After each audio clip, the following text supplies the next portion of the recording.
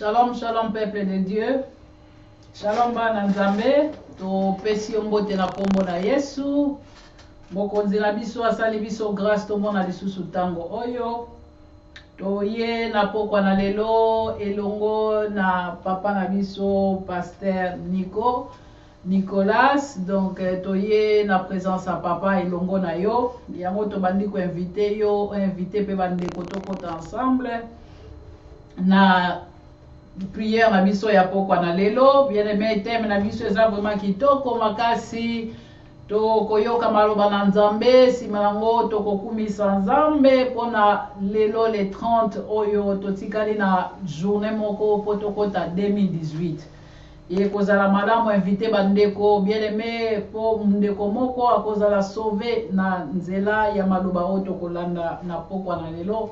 Benga bandeko ebele et thème na biso lelo ezali la vie ezaloko la car o ezana motorway. Donc yango toza ko développer lelo yango to bandi ko bondela na kombo na Yesu pona ko fongola mayanga na biso ya pokwa na lelo na pamboli yo po toza malamu yawe. Merci pour la tango salete tokota sous la présence na yo. Cher Saint-Esprit de Dieu, tobeleli yo ozala kakanda bisika oye longo na biso pe bandeko nyonso bazolanda bazokota online na tango yawe tozala moko na kombo la mwana na yo Yesu. Cher Saint-Esprit de Dieu, assistez biso du début jusqu'à la fin. Tobeleli yo l'alpha oméga, le commencement et la fin. Tozui possession ya bisika oye yawe na kombo ya mwana yo Yesu Masia. Netolobi, amen. Amen, amen. Amen, bien-aimé. Tango la biso epusani. Lelo, papa la biso Nico, aza koliesa biso na thème na biso kitoko, bien-aimé. Vi na biso bato na se na moi. Eza lokola bato baza na kati ya motorway. Yango na koloba ya mingi te, papa na biso Nico, azokota na biso na thème na biso ya pokwa na lelo. Pe sima nango tokotonda Nzambe pona oyo nyonso asaleli biso. Na kombo na Yesu, na tiki place na papa na biso. Shalom papa Nico. Shalom ma fifi. Shalom ese makomo na yo na pokwa na lelo. Merci mama. Kolesa bana na Nzambe lisusu. Yango na tikeli yo liloba yo oteya na pokwa na lelo. Merci mama fifi Nzambe pambolo lisusu ya Amen, mingi. amen. Merci susu ya mingi pona invitation na yo. Na sepeli ya mingi parce que oza moko ya ba mama oyo Nzambe ateli kabona kati na bino et puis bozo sunga communauté makasi na oyo etali kombo lipambo Nzambe apesi bino. Merci mingi en tout cas.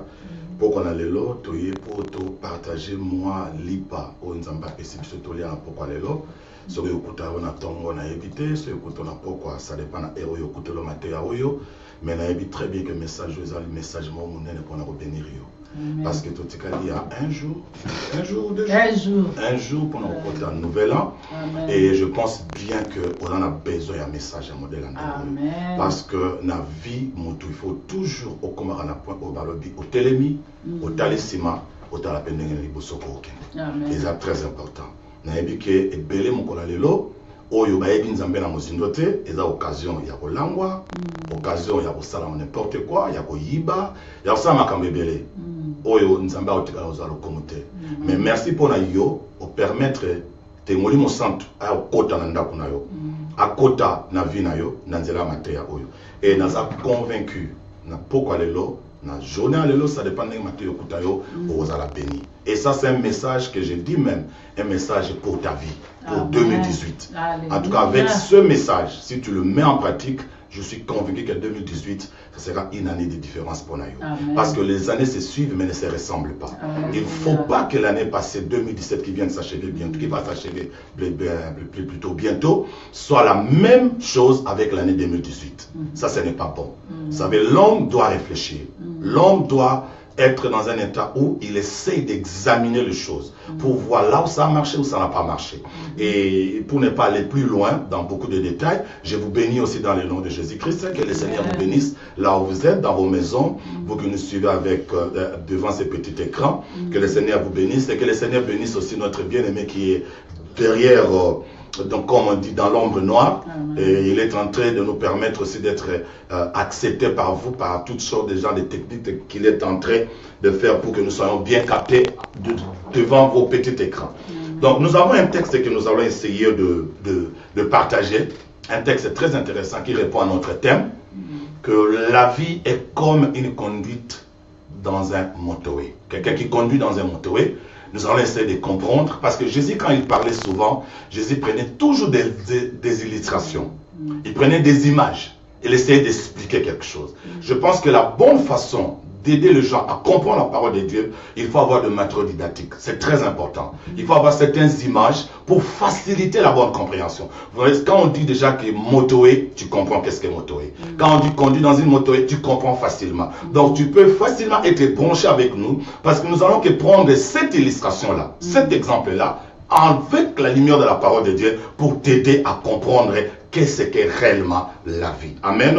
Et nous avons deux textes. Le premier texte, c'est dans le livre de Jérémie 31 et le verset 21. Un verset qui m'a bouleversé. Lorsque le Saint-Esprit m'a permis de comprendre ce verset, j'étais vraiment bouleversé. Jérémie 31, le verset 21 et le Proverbe 6, le verset 23. Nous allons lire au nom de Jésus-Christ. Jérémie 31, le verset 21, la Bible dit: dresse des signes, place des poteaux, prends garde à la route, au chemin que tu as emprunté.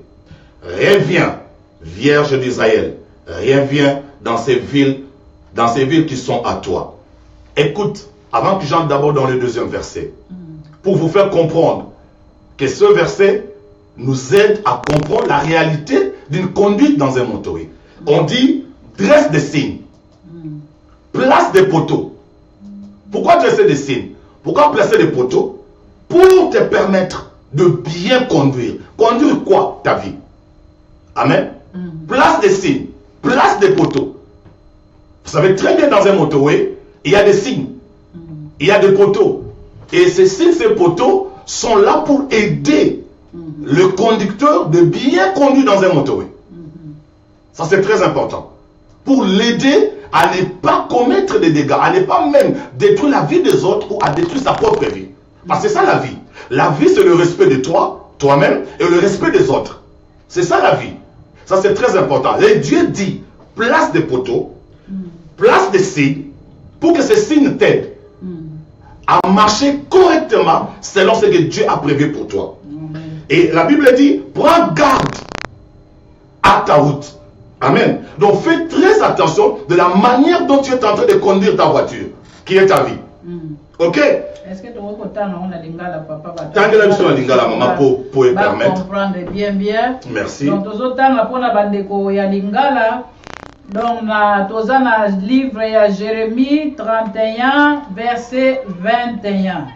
Na tangi na kombo na Yesu. Bible lobi ete Israël azate sikoyo, il faut ota yo moko bien-aimé. Alléluia. Bible lobi Israël telemisa bilembo. Na nzela na yo. Kanisa malamu nzela oyo olandaki. Israël mwasi oyo nalingaka. Zonga awa. Zonga na ba ville na yo moko. Amen. Tu vois, toke sur un verset Yami Balé. Amen. Toke na Proverbe 6, allons vers Proverbe 6. Proverbe 6, le verset 23. Ça complète vraiment le premier verset que nous avons lu. Proverbe 6, le verset 23. Proverbe 6, le verset 23. Ça sera vraiment un grand plaisir si tu ouvres aussi ta Bible là où tu es. Et tu es en train de suivre avec nous. Ça sera vraiment bon. 6, le verset 23. 23. Batoli. Bon, je lis d'abord. 6, verset 23. Car les préceptes est une lampe. Les préceptes, c'est une lampe. Ok? L'enseignement est une lumière. L'enseignement qui veut dire aussi les informations. Est une lumière. Quand quelqu'un reçoit des informations, quand quelqu'un reçoit des préceptes, les préceptes c'est une lampe et l'enseignement qui est l'information c'est une lumière. La différence entre lampe et lumière, lampe ça vous permet de voir juste un petit espace. Ça ne vous permet pas de voir ce qui est loin. Mais la lumière, ça vous donne une grande vision. C'est-à-dire quand quelqu'un reçoit des préceptes, il voit plus près. Mais quand il reçoit des informations ou des enseignements, il voit plus loin. Il a une grande vision d'espace. C'est comme quelqu'un qui conduit. Il a une vision de près et il a aussi une vision de loin. Quand tu conduis, il faut aller dans la mesure. Il y a comme mon appembé na yo, ba voiture n'est sur le canapé, ba voiture n'est la stima na yo et au moins la paix aussi kana yo. Et c'est ka vision n'est au coma, et c'est ka vision n'est au suka. Il faut être capable de, il y a au moins la makambeza liboso. Allons-y mollo, tu seras très béni. Nous avons expliqué dans nos versets, on n'est pas encore entré dans les profondeurs de notre message. Très important parce que si tu ne comprends pas les débuts de ce verset, ça sera difficile que tu comprennes à la langue. L'enseignement une lampe et les avertissements de la correction sont les chemins de la vie. Amen, amen. Natangi la lingala bien-aimé. Bible elobi ete pamba te mibeko ezali mwinda pe mateya emonisaka polele batoli ezali nzela ya bomoi. Amen. Amen. Amen. Donc vous comprenez? Amen. Donc c'est-à-dire que, comme le thème le dit, la vie est comme une personne qui est en train de conduire dans un motorway. Bomoi ezali lokola mutoyo azotambusa mutuka na kati ya motorway. Donc dans un motorway, nous savons très bien, il y a des signes, il y a des panneaux. Et ces signes sont panneaux qui sont sur tout le long de la route. C'est pour vous permettre de bien conduire et arriver à bon port. Ça c'est très important. Alléluia. Très important. Et nous avons dit aussi que la vie est comme ça. Si vous comprenez ces choses que nous allons partager ce soir, bien aimés dans le Seigneur, vous serez bénis pour l'année 2018. Amen. Comme je l'ai dit, la vie, le jour se suivent, ou les années se suivent, mais ne se ressemblent pas. Ça c'est très important. Nous devons comprendre ces choses. Je suis convaincu qu'aujourd'hui, tu as un programme. Demain, tu as un programme. Il y en a même d'autres après-demain, jusqu'à le 1er, le 2. Vous avez des programmes. Je suis convaincu que tu as des invitations. Je suis convaincu que tu as des projets que tu avais prévus pour cette fin d'année. Mais laissez-moi te dire, en tant qu'enfant de Dieu, en tant qu'un chrétien né de nouveau, nous devons marcher selon le précepte. Amen. Comme le verset vient de nous dire. Alléluia. Selon les enseignements. Et selon les avertissements de Dieu. Pour que cela nous permette de bien conduire notre voiture tout le long de l'année 2018. Vraiment, nous devons faire très attention parce que si tu es déconnecté, tu vas perdre quelque chose de très important pour ta vie. Vous savez, lorsque quelqu'un décide, il veut voyager, par exemple, il veut aller à Birmingham. Prenons un exemple. Lorsqu'il veut aller à Birmingham, la première chose qui sera dans sa tête, c'est la vision de Birmingham. Amen. Il décide. Et lorsqu'il décide, il voit Birmingham. Il voit le nom de Birmingham. Et qu'est-ce qui va se passer? Il doit chercher à comprendre. D'ici Birmingham, ça va me prendre combien d'heures?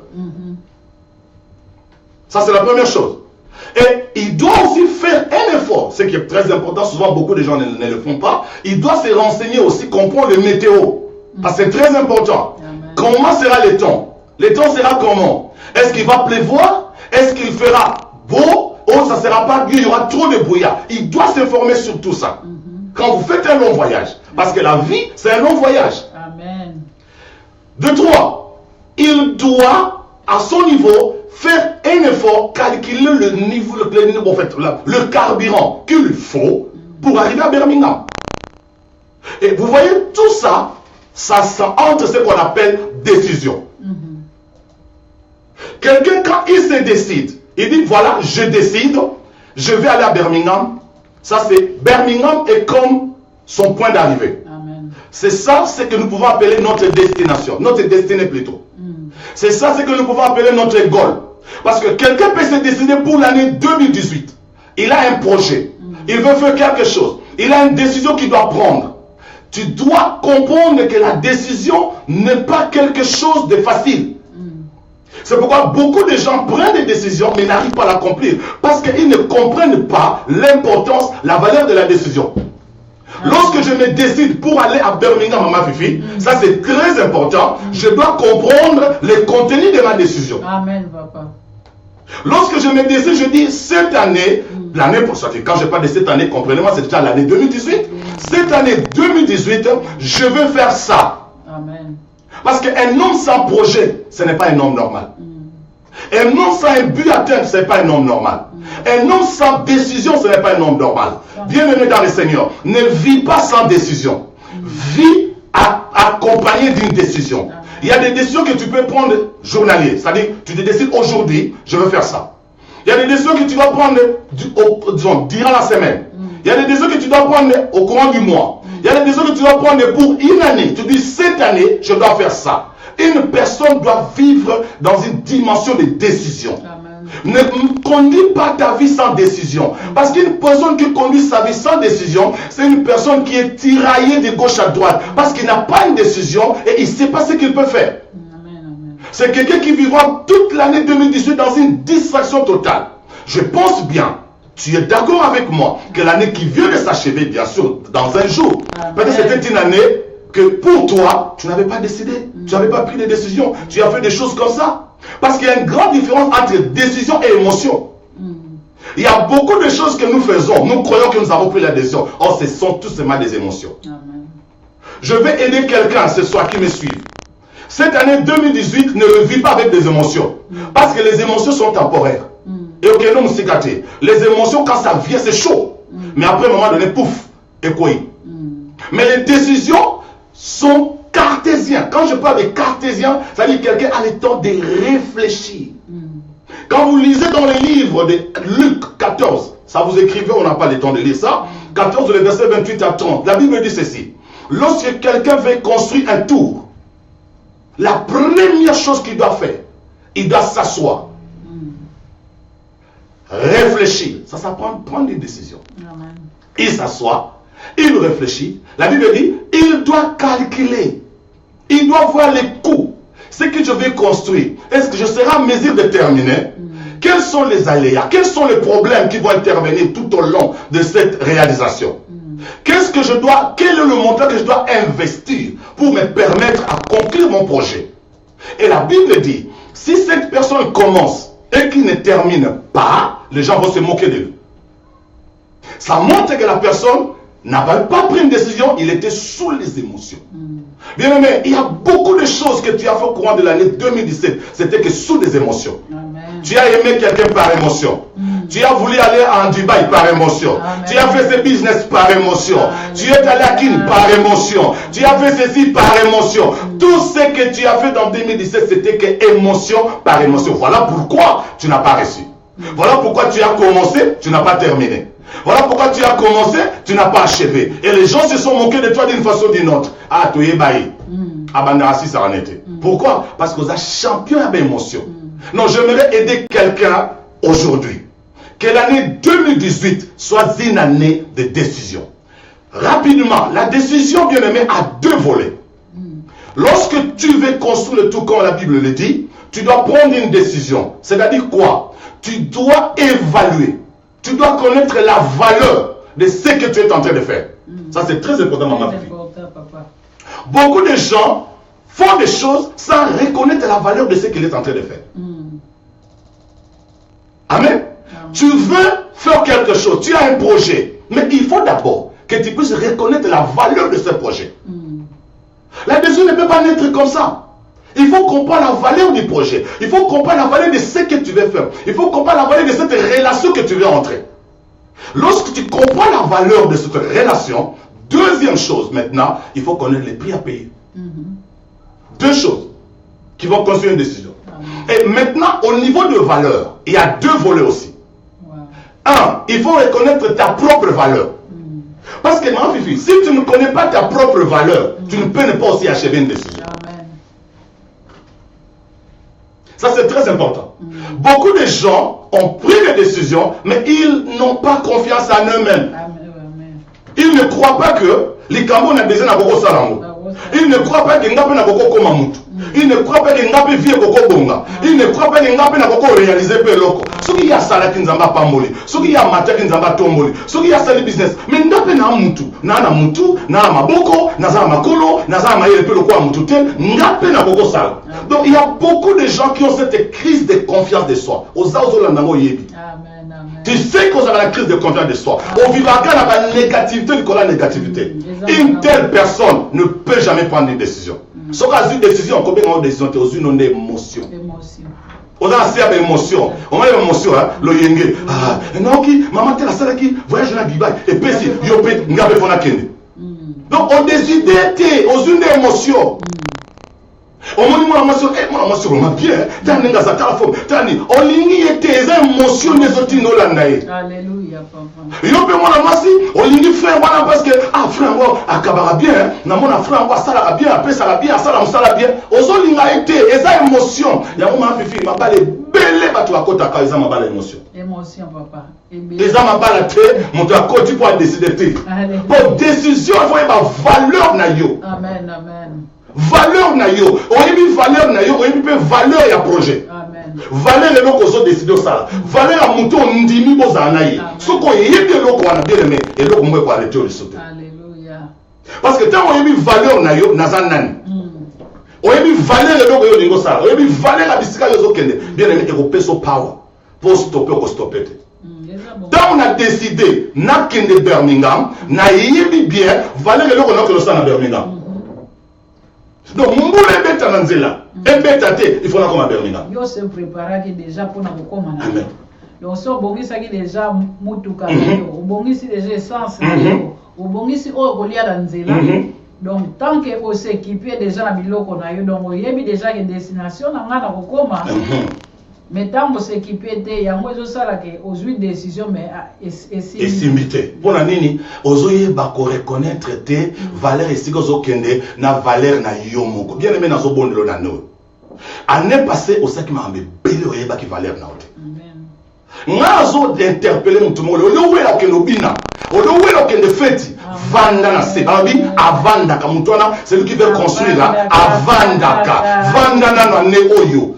Chaque année obimaka année landaka malonge sali na vite. Amen. Année on a supplié yo et ça année moko exceptionnel. Nous allons pas permettre Matteo pamba te. Dieu ne permet pas au yo ka Matteo pamba. Dieu a permis que tout y a un niveau. Il y a chaîne de télévision yo pour au yo ka Matteo pour nzamba lingi yo min. On a revu Israël. Mon amour, zonga vers nga, reviens vers moi, mets des signaux, mets des panneaux tout au long de ta route. Prends garde sur ton chemin. Observe mes préceptes, observe mes enseignements et observe mes commandements. Bongo papa na ngana tu na pour décision mweza la biso na basali na nzambe na bana na nzambe. Tozomona lobi le roi le 31 batu ba kokende pe balali ba veiller. Mais les premiers wana tozaka les mêmes décisions mo tozozwa te tozokende na église so totali ba 10 ans 15 ans 20 ans mais nde kwazaka les mêmes ba problème etelemi na ba famille ba problème etelemi na ba foyer kaka biso bato wana tozokende pa ya nzambe mais tozozwa décision te ndenge lobika par émotion comme on a peut-être maman Fifi aleki kuna donc par émotion olongwe pas ozalaki oke kwa maman Fifi par émotion olongwe kuna oke pas papa Dani même changement d'église batebele basala par émotion alongwe ba papa Dani ake pour camarade ne moka bengi kuna ake donc asa décider te asa mutu mo makolesa na sete émotion moninga bengi kai non parce que Dani wa yaka na yo awa ezabo akei donc décision ezate les gens bazoke na l'église na émotion bazokota na bachocho musu na émotion azotika pasteur na émotion azoyamba pasteur musu na émotion musu on ngaka passer pour passer wala ta cravate bien pour passer na ça logique atiki akeikuna émotion bien aimé ce que tanga maka pour le pamba makuna te émotion ko pamba te émotion me maka confusion émotion me maka échec émotion me maka kolela yango année 2018 fini émotion le ba émotion et ça année ya décision. Alléluia, papa. Tous on a besoin de bandeko, to na biso, to na décision. Et si tu n'as pas vraiment basali na nzambe, bana na nzambe. Décision vraiment kati na biso. Parce que décision yengo ko sala différence na biso. Balobi afandaka. Mais biso to afandaka, hein? Bazono baete telemisa bilembo na yo mama Fifi ko bilembo na biso telemisa onde yo vanda kate amen baba mutu vanda kate ozaka ka en l'air na esi yo ezana batebele ma Fifi bazanga position camarade nda dirigeaka ye camarade nda pesaka d'instruction bible lobi sur mes préceptes babi précepte ya mama Fifi te babi précepte ya camarade no Janine te babi précepte ya camarade no Marthe wana te Marthe yo lingaka wana Marthe nda koma place ya Nzambe soki Marthe alobi même pas no ndako oyoke te ozoka nde Marthe année 2017 oyoki ba camarade mingi ya movi na yo pour libungu tolo parce que oyoki ba camarade mingi moi j'aimerais que cette année 2018 est l'année il y a décision ya ba émotion te Marie a changé vie na yo te camarade no comme ça Nzambe non totali bible lobi mutazo na ba précepte na Nzambe ba enseignement na Nzambe ba correction na Nzambe mutu na zo veiller na chemin na yo Azo veille na chemin na. Bien aimé, diamo te dit que vie est dans le corps en motoway. Bien aimé, Taraba tout le corps à Calais. A comme la 85 ans d'âge, mais elle a confiance. A dit Nzambo ngala bonde la ka. A opesa ngamboka wana. Amen. Yango lelo pawa esili na beglise. Nzambo ngala bonde la. Yozo ki ma pasteur na yo. Ozo ki l'église ko zali. Par émotion, ba memi OK. Ouais peut être ka disi ko za na soko za mutomi yebi valeur na yo. Nzamba ko restaurer yo. Amen. Yebi valeur non na disi. Oko ze sika passer à ton nguye so panga mafuta. Mais ce qui yo mo yebi no valeur noté, li pa mo le za na ngopeke. Papa. Mais, maman, et comme il y a problème d'église, les gens ne comprennent pas les choses. Ils croient que c'est les pasteurs, Ndako Sala Yobonga, Vine Zobanana Yomoko. Et Zobanana pasteur, ce n'est pas les pasteurs qui ont le terme d'état délivrant ou d'état révélé. Non, la délivrance, la restée, c'est toi-même. Ça commence par toi, et Dieu vient en toi, et Dieu passe par un nom de Dieu pour changer ton histoire. C'est ça, confiance de soi. 85 ans d'âge Josué, mais il était encore capable de dire, je suis encore vigoureux et je vais conquérir. Tiens confiance na yo. Tiens repère sa vie na yo. On y quitte ici mingi maman. On y quitte ici tellement trop bas. Et ça va tout ça ça gagne on a vie bien aimé. Année où il va encore ça kana. Alléluia. Tu ne vois pas que mon bail mon atiki yo, on casse que vie est non. Dieu continue encore à agir. Dieu n'a pas fini avec toi. Pourquoi ça vous rabaisser de moi? OK, on va faire dit, mon moi saka na kata voiture. Parce que au moment animal va soutenir na tiki animal basili. Alléluia. Na na besoin que nzamba basili. Na na besoin que nzamba ba ça va se passer. Na mona mama ba na 5 abali. Tu peux encore croire en Dieu. Tu n'as pas mis quitter ça trop bas. Tu n'as pas confiance en toi. Tu es trop bas. Aujourd'hui quitter ça. L'école tala natani verset mo le mama pesi na vertige. Na Proverbe 6 le verset 23.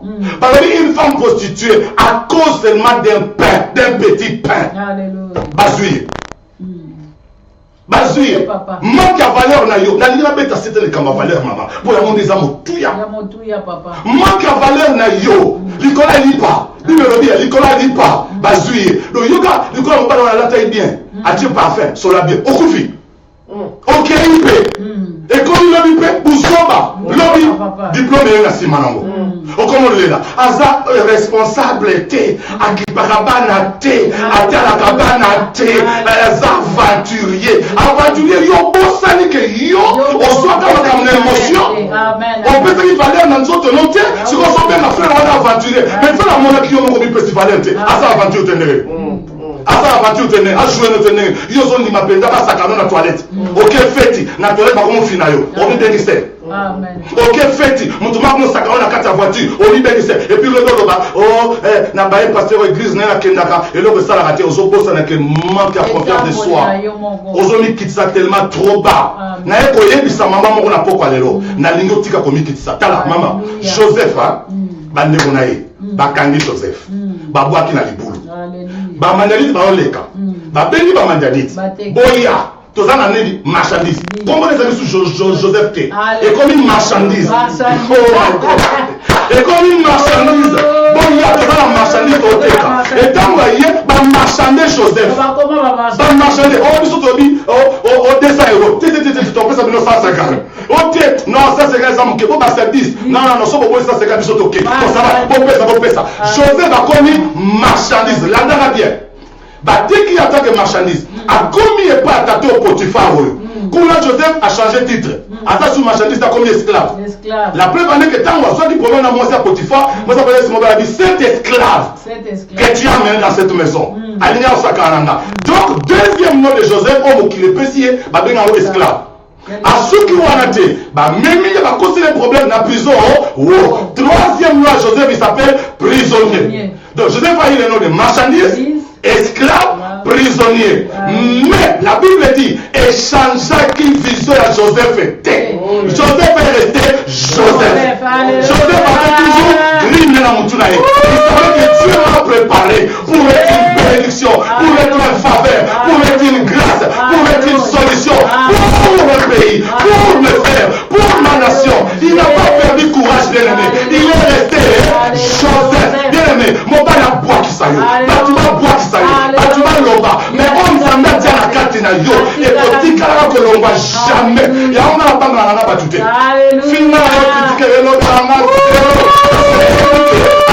marchandise, à esclave, à prisonnier, la politique à la caca, Joseph. Alléluia. papa. n'a changé tes mamans. Alléluia. N'a dit la case Joseph. Joseph voyait une valeur naïe. Et à l'époque, on a dit que tout le monde va valeur naïe. Alléluia. N'a dit que tout le monde va valeur naïe. On dit que c'est trop. Trop bas. Bana papa na kati yote. Même bana bazo mona kande yo mamozo changera mi bad. Barobenga many times dad. Dans l'exemple à Bongo. Many times you dans l'exemple à Ndenge Wanda. Dans l'exemple à Bongo. Mais dimanche na l'église. Bien-aimé. Trop c'est trop, trop changé.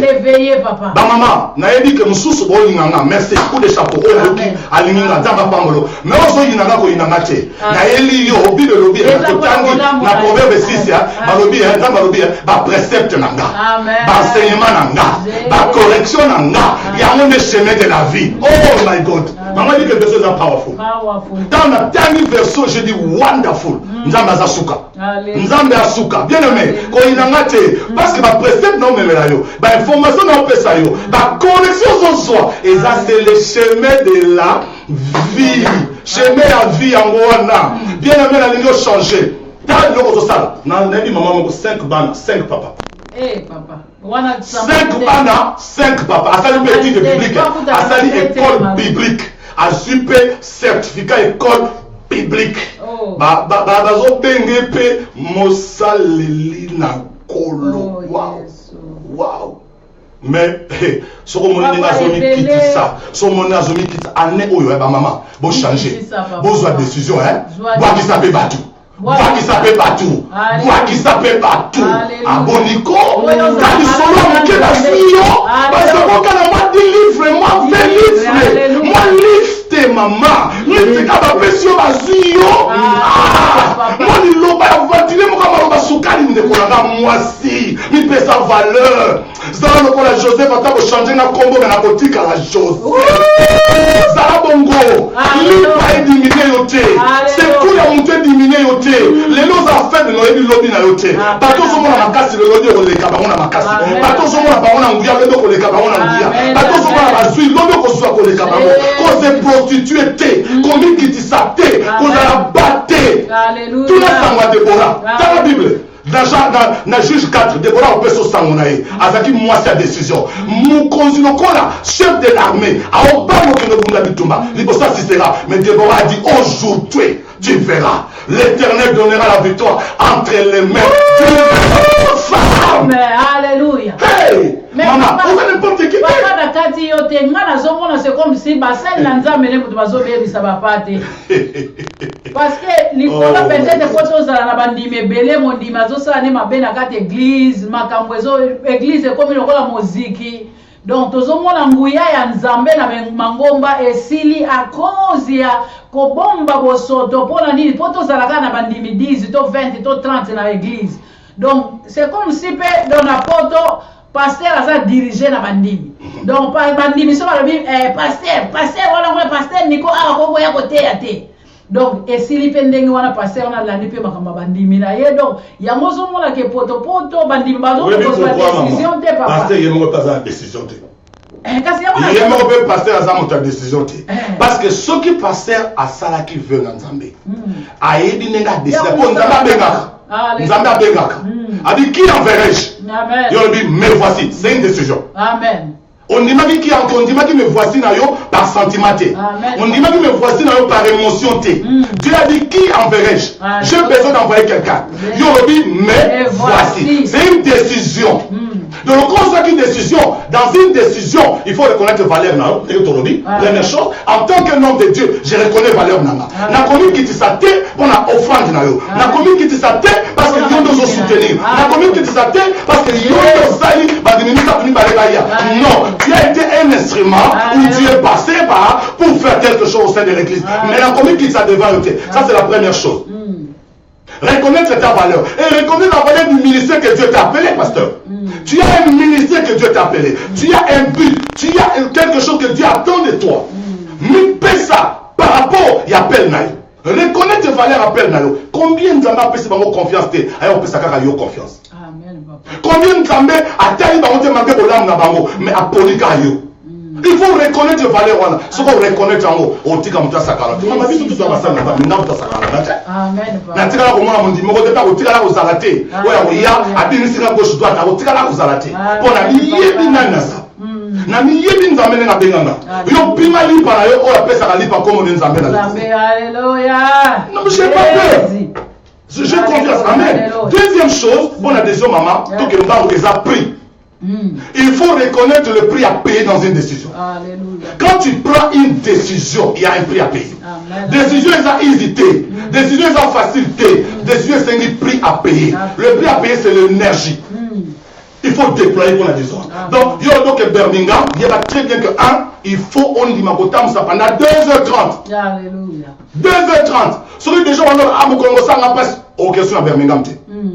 So comme on a même projet on a ça na bandi ba difficulté aussi ça monter. So va bien on a côté na moni mobile yo toujours kala boité bon panzana. Bien aimé on limaki mutu wana na sa décision. Les lots tozo beba na mabala po basio tozo zwa. Basa ba ko basa ba décision té. Aye na vie na yo avec émotion. Ya ye tam ça zo kanai pas la poste en camp. Amen. Yes, ye but na ye eza yoté. Ye but na ye eza en camp sipo azwa ndatu azwa bana mutu abosuka moi likambezu ya tebino ma esili. Ana pia opete. Abina na pia opete na pia pia ni. Na paye prix à nini. Pande ko partager. Na paye prix à nini. Na paye énergie à nini. Ndamba changer maman. Alléluia. Ma pasteur, oza maman. Ndamba changer maman moko. Aye baye ke ni para on koti. Ko aste que ça fleur rose. Même fleur rose pose on be pineza. Amen. So koti maboko za fleur rose okozoka. Basi alelo mitema mikuse. Likamuke. Biloko ne libanda. Ngoite nga sakala kate ya muso mona ya misato aye, ya minda aye, fallait on na mayo wo yo kasi ba respect ba restaurant bango yote. Tant ba fanda ba salon ko kata su ba. Aye ba donga kuna se. Ozo bi mozo denda, ozo tele yo na fete. Bata bo na fete ya ye. Piu ba o se ko abitala oyo. Motorway. Ba peso ko ba motorway. Motorway e boya ka mutute na mi yidi ba le karanzela. E boya ka mutute na escroc na assassin aleka kana motorway. Papa passe. Siko papa nazomona même siko yo même papa o bazala ndako babala. Bazotika ka basi na bango na ba fete bazoko organiser ka wana mwasi omona mama vraiment na mawa. Ata balobi situ na mars o mwa ya liputa mais okomona na liputa mama tana bana 5 bana 8 na soni ya kotala liputa teka marenda koto mwa liputa mukie. Siko biso anaka na l'église banda lundi ti dimanche.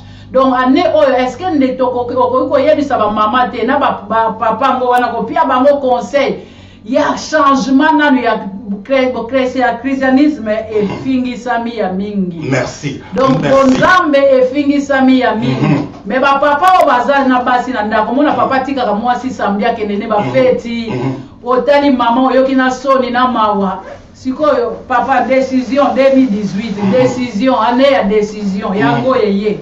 Oyebi mama Fifi merci le lokola lobby o permettre nga o code sangai na kati ya maso pour eux tout bande za introduction. Amen papa. Donc côté ce qu'on a maso na biso. Amen. Donc si ça mon ba ko bangate vanda ko kimana te zala kimia oningo ke de fête zela ozo yo kasi ko de vie. Amen. Ozo we na wana za kufa. Amen. Tanzu na fête wana le rende bisika de sia kufa les australiens. Mutu moko satan a préparé na maladie à ma bé. Yo ke na fête wana azio na ma virgule muke bou malade koti lobby tala botaka ba photo mususwa boko tala ba wasa ba otira so photo totala na muni mutu tala nenga za ki dessiner ko ba dessiner otali pembe nenga comme il kola mbeto mawa papa keba journal le za la journée à début échec à vinote keba journée à lelo na loni ni eza la journée ya début à passe ya bana na hote eza la début à passe ya famille na hote osoki yo père de famille to kolela amen donc tika na passe bien mais succès na yo za succès ba tedele so yo melo ko yeze échec pa ba tedele na linyo soit vu au sérieux zela ka fanda na TV ko wela o que ne fait citer landa to silisa deuxième chose ozoloba mama tant on t'a dit décision attends sa voiture on est na motorway et là quand liboso eza destination nazo kende wapi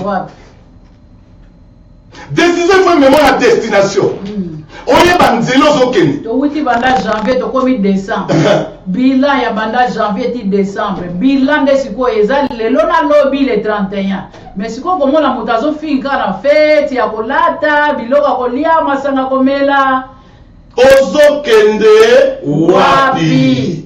Concurrence wa destination na eza nini. Yebisa biso destination na yo. Année 2018 destination eza ozo kende wapi. Na motowe ezaka na destination. Ba voiture nyonso komona motowe. Mutu na mutu azana destination na ye. Très important. Deuxième chose, na motowe eza na ba exit. Mais exit nyonso na motowe eza bien. Mais eza right te pona mutu mususu. Très important. Ya oto bi fi eza motowe. Na motowe exit eza epere. Mais mutu eza exit na ye. Exit eza nini? Ezo bimisa yo e conduire na destination na yo. Okumbi abi take left. Quand on va left et on met mon bicycle dans le coma. Na birminambo wo. Mais ce qui aussi exit ya mabe. O eza yote. Ozi yango et tourner yo aro. Au père de Soutuba, au début à Manchester. Amen. Donc vie est la destination. La destination est la exit. Exit nous c'est bien. Nenge basali yango na motowe mais eza right te yango na ngalo beloko moko na vie eza na makambo eza good eza na makambo eza right. Ce qui est good eza pona yote. C'est ça ce qu'on appelle la dimension même à Bonzambe la volonté permissive. Mais ce qui est right c'est ça la volonté parfaite de Dieu. Biloko que to salaka eza na good mais ndamba c'est pas na good. Amen. Eza right. Eza malamu pona nga. Eza pona yonde malamu. On a ko sala loko pona bolamu na ngana lute mais pour Nzambe a se pele loko ngana osala. Donc exit so na bimi et fait ça la bien pona nga. The right one. Choose the right one. Oya bien et on me manga na Birmingham. Mais so na exit, o so me manga na Manchester. Carburant aussi la nzela. Pour la carburant qui énergie à carburant na carburant qui budget na voyage. Donc carburant si na nzela o tikali wana okomo lo kabata recovery. Recovery pe ozwaka na yote otasa mi tukasa recovery. Na comme nyonga baye babibo oza bonete il faut futa liboso. Mbongo ezako komo benga batu. Baya ko la notina montrer que c'est comme ça pour ta mbongo. C'est très important. L'année loko wana. Exit est important na bien mutu. Ya mona soutenir loko mama. Eza na biloko msuto sala que ça good, eza biloko msuto eza right. Na on peut cet exemple dans la Bible et sauver on a pourquoi lelo. Eza na batumi baye na Bible. Ruben na Juda. Mama, kangelo kutonto fungola. Tango bakangi Joseph. Bande connaît ba dit tala le faiseur de songe azoya. Il faut le retour au maï. Vision zaki il faut tomber au maï. Et quand il est arrivé, il faut se compter ça tout exécuter quand on décidé. Tombe au maï. Mais la Bible dit Ruben a dit non, tombe on était. Ande qu'on a biso. Azama kila na biso. Te amena to te kate to bois kate na citerne. Et la Bible dit tango bois que la citerne yé pona yé. N'entendement na yé Ruben. Et ça que ceux qui bango va déplacer n'a pas sauver Joseph n'a zongi selanga. Amen. Alors que na plan divin de Dieu, Nzambe a préparé que Joseph va zonga sunanda à Jacob. Ça c'est profond. Amen. Nzambe s'est tracé que délai à Joseph nanda à Jacob et Syrie. Joseph il va que des sikam sous. Ruben a l'ingazo que Joseph nanda à Jacob nanda à papa naï. C'est que Dieu n'était pas content de ça. Amen. La Bible dit quoi? Quand on moni ba Madianite, pour battre qu'à Joseph, Ruben n'était pas. Ça c'est profond. Parce que Ruben était là, il allait prendre la défense. Non, non, parce que Bible dit clairement qu'il avait l'intention de les sauver. Il a dit non, il ne faut pas les vendre. Non, il y a une stratégie parce que Bible n'a sauvé de Konanga. Amen, papa. Oh, na mis sur la biso batu, Ezaki good. Mais it was not right. Ça c'est profond. Na mis sur la biso batu, it was good. C'est un bon monsieur. En tout cas, malam, anga sauvé ne connaît mais na biso na plan Nzambe, Ezaki good te. Ezaki right te excusez, Ezaki good pour la mutu, mais pour Nzambe c'était pas right parce que Dieu avait une vision. Joseph va comme en Égypte. Pour Joseph, destination na destiné na yé, Ezaki en Égypte. Alors que Ruben a une calé destination. Il y a mon enfant loko mama. Batu musoto za na bango na vie. Pire master na yo. Camarade na yo. Ma copine na yo. Mais Aza right te pona. Ma copa. A right te. Aza ni good. Asola bien. Mais Aza mutamala te pona yo. Nzambe nga tracé nzela na yo. Nzambe nga tracé destin na yo. Et là par rapport na muto na te. Et ça par rapport na exit. Mutu az exit a vie non. Tout ça na batu mama baza exit la vie na biso. Ya moto mona papa omona bo zalaki na bato mona likambo moko ye bosali lokola bokabwani. Mais okomona kana makasi na biso bato zo forcer bozonga na suna baninga wana. Ok, nzamba kaboli bino pona beat. Pona beat parce que aza excite na yote.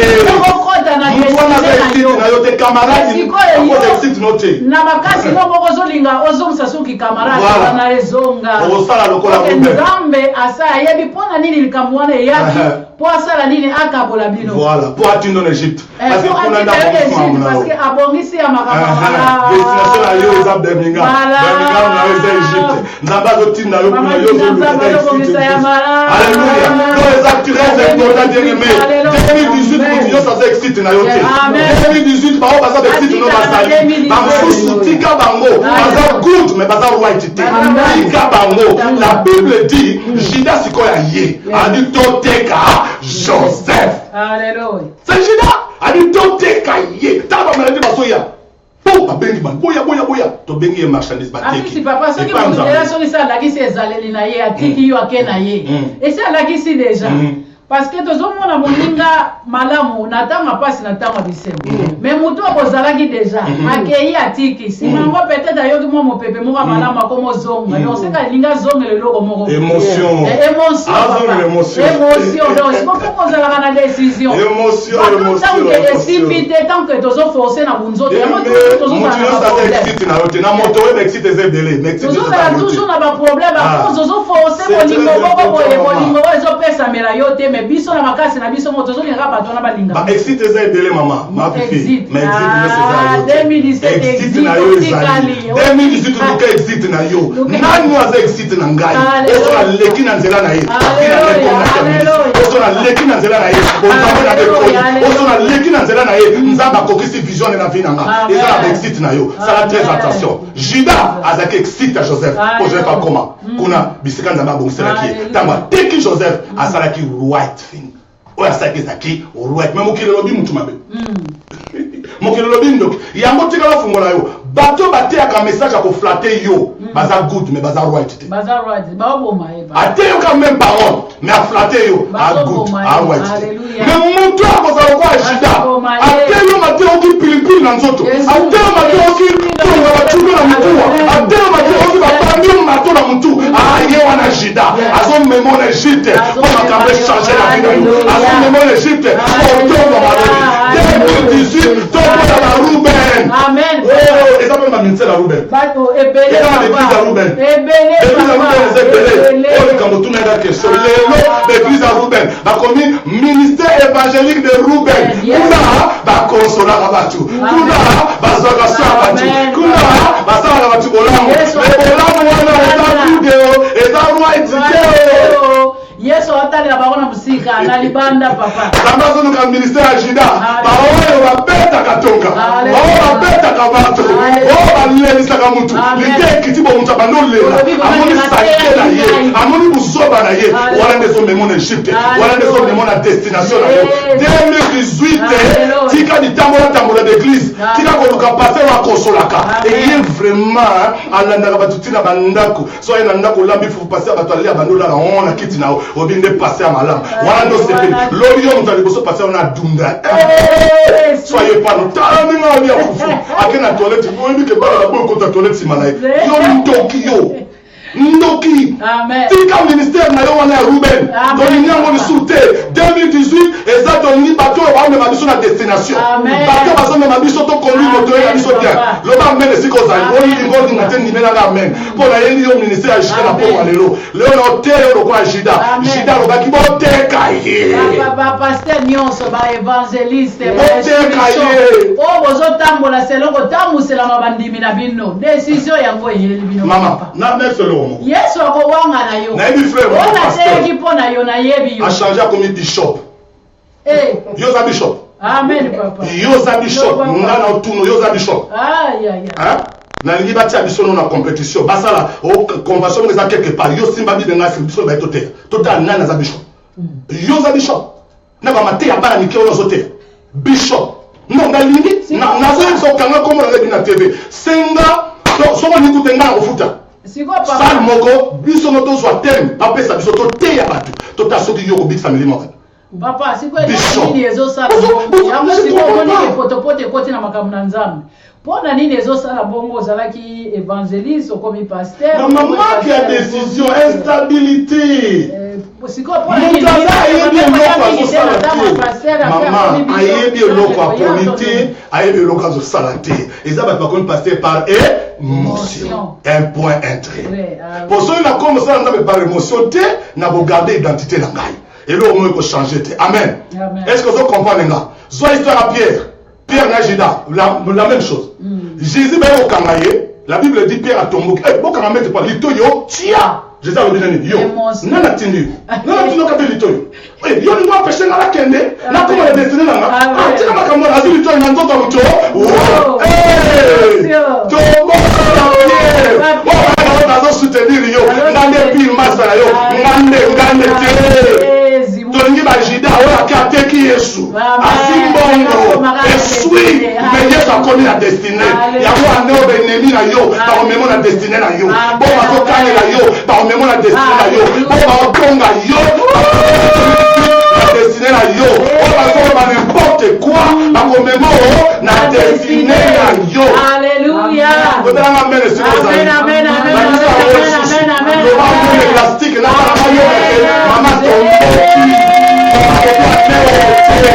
papa on a le bien né. Ah ma campagne va le bien. Papa to boy by hypocrisie elle qui tellement ya bien papa. Mutu on sous mon même na réseaux sociaux font la Facebook a sengi your friend. Mais a commenter kate a like a commenter ate a like a yote a commenter kate mais azawana tala ka vina yo. Mais azomona ba ndenge yo tsaki photo ezali sumu. Mais siko font la Facebook pour na nini. Donc batu nyonso wana tout papa. Et ça batu mo ozula ba décision. Batu tozo kene na bino te poto panza sa mona Nzambe kene na tina sommet. Donc batu nyonso oyo tu wana nyonso faut ko kata batu oyo nyonso tu papa. Omoni ndenge. Maman yango to fu. Hypocrisie papa. Deuxième chose na motowe. Aussi destination. Maman eloko liboso ko mona motowe zanini. Sozo ke na moto ko mona ezana ba bend road. Na motowe ezana ba bend road ça dit ba courbir. Hein? Ba bend road courbir. Ezana slip road. Sombule auto bend ça ba côté monsieur ça glissant. Ezana sous na ba road walk. Okuta ba osa musala. Ma travaux. Na ba condition wana nyonso tout vitesse na ya kotamba na moto eza identique soupe. Et à la vitesse oyo national 70. 70. Mais so comme na ba bend road au moins la bandi déjà musika ba di diminuer vitesse.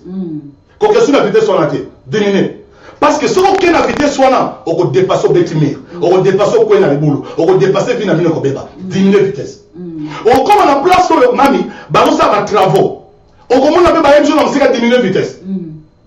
On comme appelle la terrain sous et ça slip road soit ba ko avertir soit ba slip road musu mbule beti côté wana ba avertir yote mais yonne maele na yo we ba ke na mbule beti place sur la salle arrêté na patiner na kelanga ben road des amis ben road mama ezali tangu yozo tangu na motowe Proverbe 22, comment on a le verset 3, et l'obit, l'homme prudent voit le mal de loin, et il évite.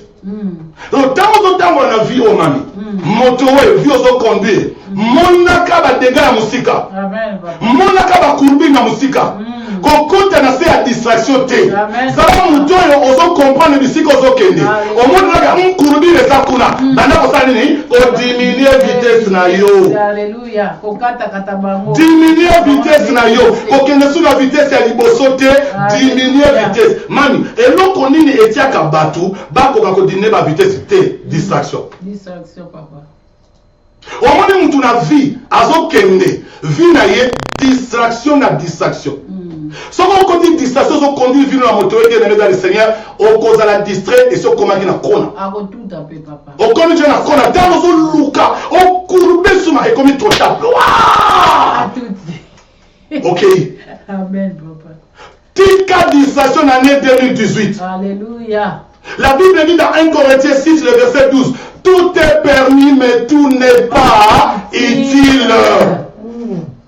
Tout est permis, mais tout n'est pas utile. Amen, papa. Bien-aimé, tout est permis. Aux libre, ok, fait. Aux libre, ok, boy. Aux libre, au changer mi bain, au changer kawana ya yosi ba yeba o ba pesa na combo. Aux libre, to boy te na liberté na. Mais yeba bien lo komoko ko beta na kona. Amen. Yeba bien modèle ozo mema, vu la vie ba li diminuer yo bien un rat na te expert. Yo expert dans la makamba vie au monde. 2018 nzamba yako bebelo matin on a nzamba yeli yo. Yo zo fungola misu mindelo zo talanga nzamba yeli yo.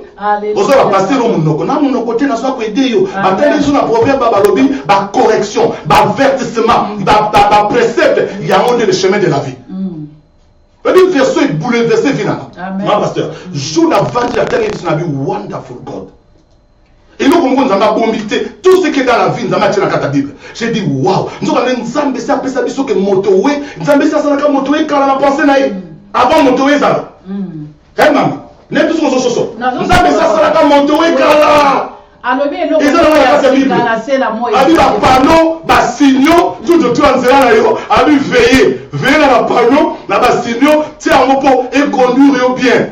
On a l'averti, on a l'information pour la chaîner au Yozokene. This is wonderful.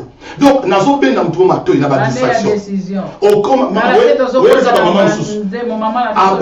fête du 1er 31 jusqu'au 31 décembre. Du 1er janvier jusqu'au 31 décembre. Fête na fête.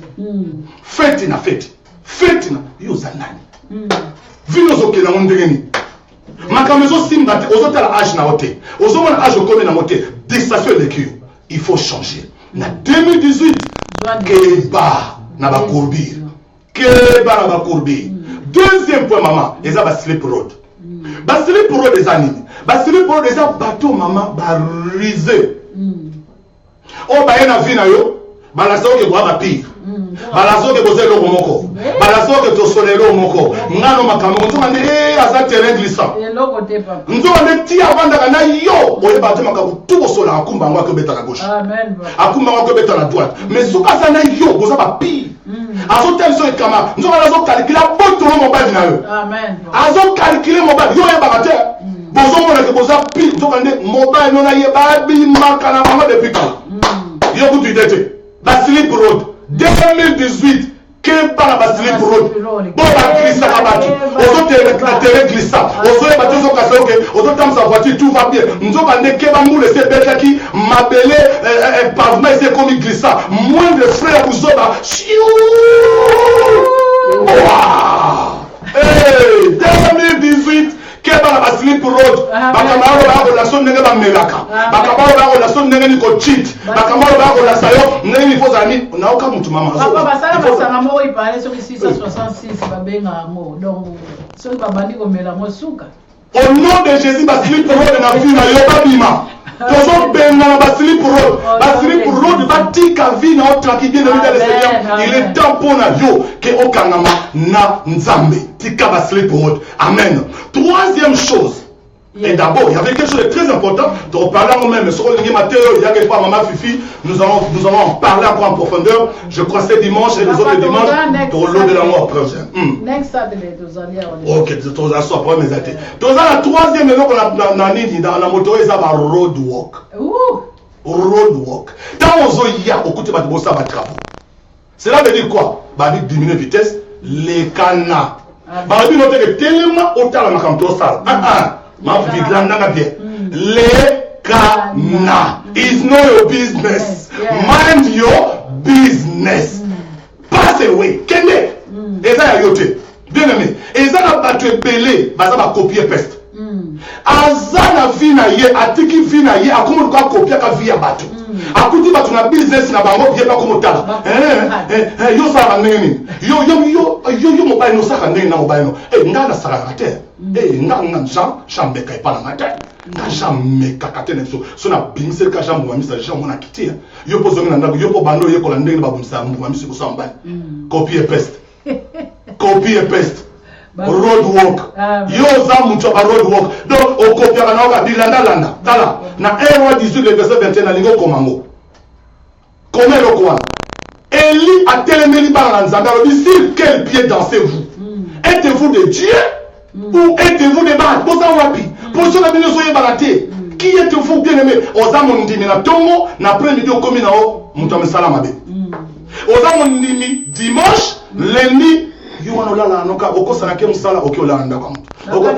Fils équilibré te. Au moins ba tozobi na fanda na yo, umela seko na seko. Mais na samedi komi fimwa mukolo, wana ba benga ba road walk. Kala ko ba pesi bina sika, ba road walk. Ke ba road walk ando na bina yo. Ko copier yete, ko peste na bina yo te. Boya ko peste, eza business na yo. Mind your business. Tika ya sala kusoba na ye yo landa nzambe na yo. Tika ya sala misala zo sala eza business na te. Leka no kimia na voiture na malembe yo zo luka exit na zo memo na Birmingham. Ah ma passer ça itoko. Aïe aïe aïe. Yo zo luka exit na yo ezo memo na Birmingham. Leka la ba road walk malembe is no your business. Nzamba pambolo mtozo la biso. Amen. Et to continue encore samedi. Tosuki wana parce que là makambe bele to sisi na moto wete na moto wete ape na ba hard shoulder na moto wete na ba lia repo ba resting place resting place to bakisa moi la fois prochaine. Alléluia. Mais nzamba pambola yo yo aujourd'hui décision yo aujourd'hui destination déjà tracé bien aimé projet en est comment on a papier tiens on a quoi mis on a bana na yo tiens na mi bana ko tala mo chaque jour projet na ne ça projet na ne ça comment donc oyo eza importante baninga omoni baza sous importante ba distraction ba yela kayo longola kokota na mutu nyonso te na 2018. Alléluia. Nzamba pambola yo mama fifi na eto soza lilo ba ko bakisa te tozo kota mbala mo to kati te donc to sisi na mateya mais tozo ko continuer ko adorer Nzambe to kota ko to tombola Nzambe na biso na 2 jours ka to tikeka na mukolo moko poto kota 2018. Donc to souhaiter déjà la meilleure bien de bonnes choses. Tozo souhaiter bino Happy New Year. Année moko ya décision. Année ya décision 2018 année ya décision. Otombola ba montagne na neo. Amen amen. Amen. Parce que comme moi sa décision. Ah moi sa décision tala base ba décision. Bakoye baye mama Dina na biso kikala. Yes. Azo mema biso na loyembo bien aimé kota ebele bakufi lelo même ngamo na père de tante naza na day donc akeko sokola na bathroom a collapse donc on vient appliquer crise akufi Nzambe apesi biso ngai na yo pe mayeromo bien aimé kumisa Nzambe eza hasard te po Nzambe asangisa biso lelo kumisa Nzambe tika libota na yo na maboko na Nzambe tika bana na yo mobali na yo ba projet 2018 tika ngo na maboko na Nzambe tozokote longo na mama Dina bebe temukolisa Nzambe bisika oyo ezali balaka kotombola monena Nzambe oyo loba Nzambe 2018 eza mpona ngai nakobela te nakokufa te mais nakokota ngo na ngolu na yo bonila bisika ozali oyembala elongo na biso Nzambe aza malamu. Alléluia, gloire à l'agneau de Dieu. Merci Père éternel.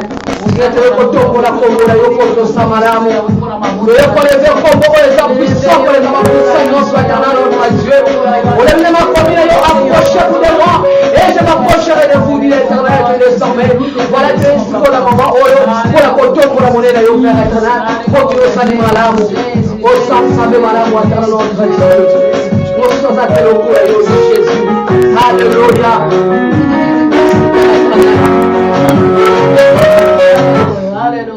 Merci Jésus.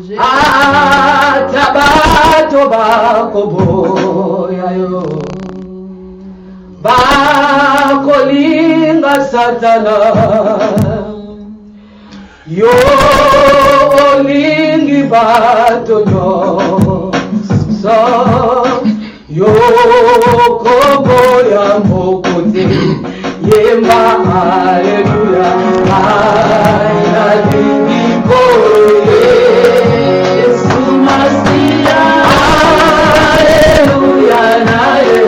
Hallelujah.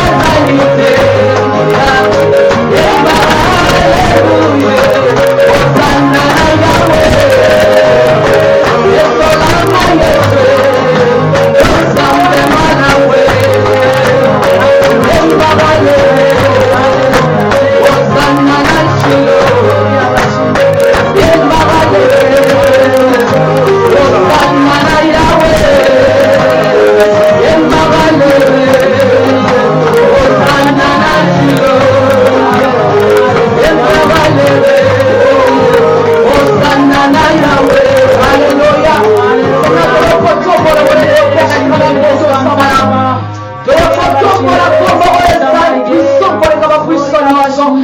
Fais connaître ensemble, on est bien dit collaboration.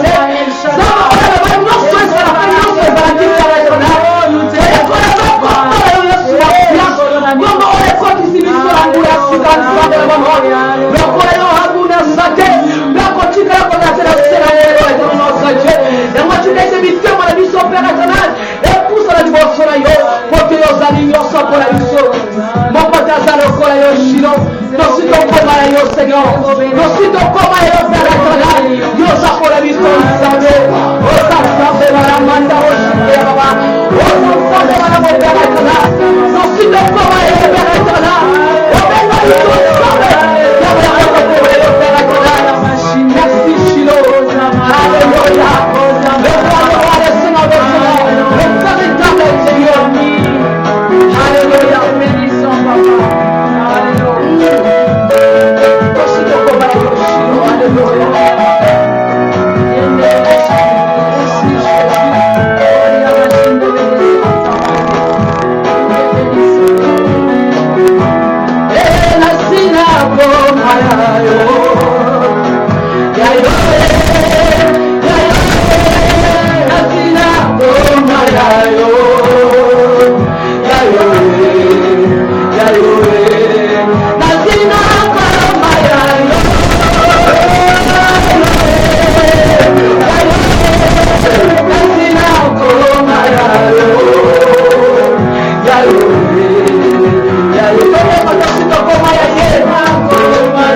Yeah.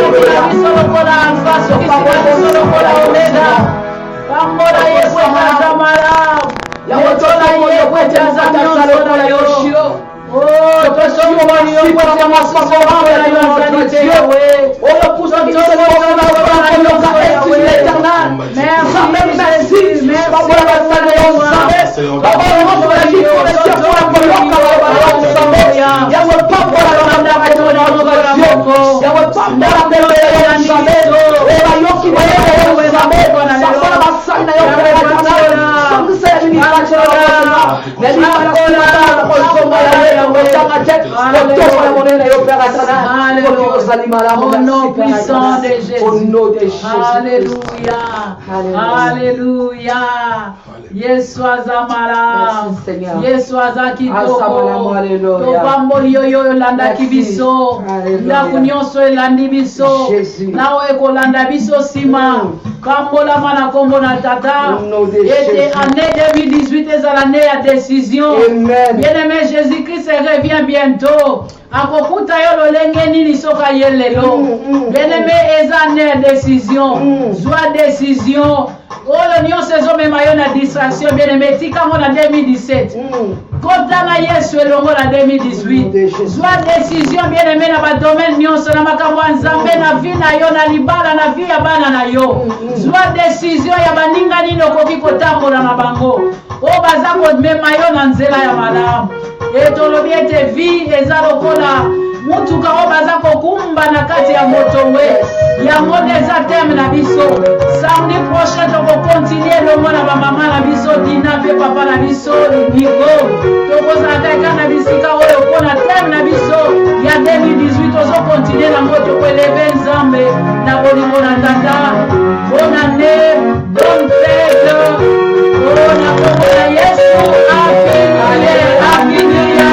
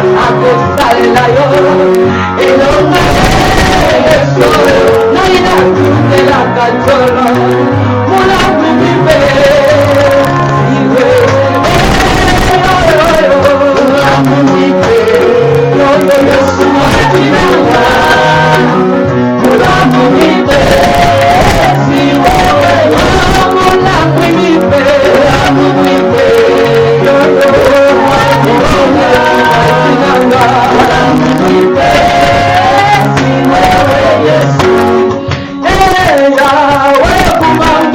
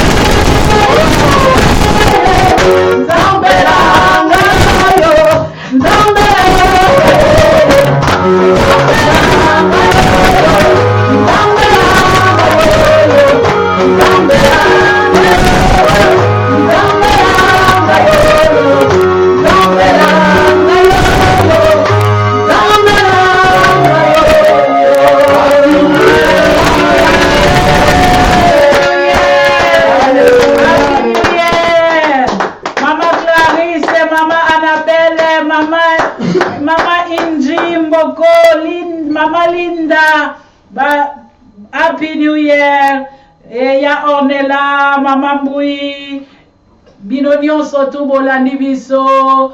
Happy New Year. Tozali suso à samedi prochain. Tokutani na biso na Mama Dina na Pasteur Nico. Samedi tokotonda Nzambe. Eza mokolo tokokota déjà première semaine na biso tokotonda lisusu Nzambe. Pambola mabisika ozali. Yeba nani ozali. Oza mwana ya tata. Yeba identité na yo. Kosala buzoba te. Bakozi ya mokolo moko obungisi nyonso. Donc les 31, tous les 30, et la jour moko oyo kozala conscience na yo et ça la oyeba nini oko préparer pour la 2018. Kolo amona yo apambola yo ndetolobi bye bye. Bye bye. Happy New Year. Happy New Year.